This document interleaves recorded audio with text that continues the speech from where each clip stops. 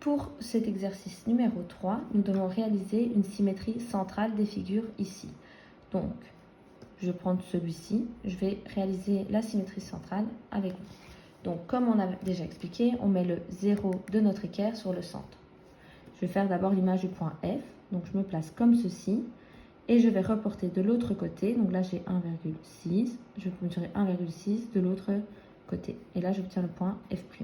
Je fais la même chose avec le point E, je me mets comme ceci, j'ai 1,6 aussi, et je reporte, j'aurai 1, bien mettre son équerre, 1,6 ici, j'ai E'.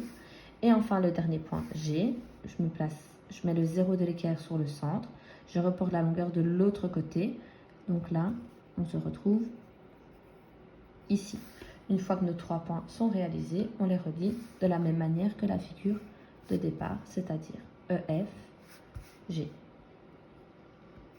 Nous avons donc ici l'image du triangle EFG qui se nomme E', F', G'. Un exercice qui est un peu différent, c'est celui-ci parce qu'en fait, le centre, il appartient à la figure.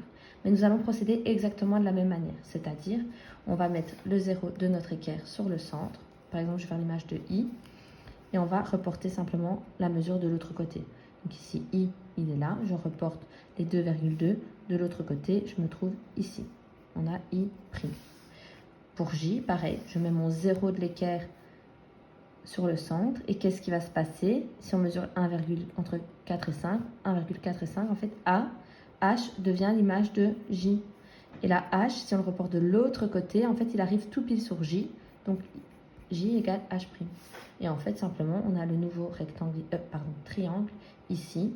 On relie dans l'ordre alphabétique. On a I', J', H'. Et on relie H' à I' pour fermer la figure. Et nous avons réalisé la symétrie centrale. Attention ici, c'est pas beaucoup plus compliqué, mais le O, il appartient aussi ici à la figure. Donc, on procède encore de la même manière.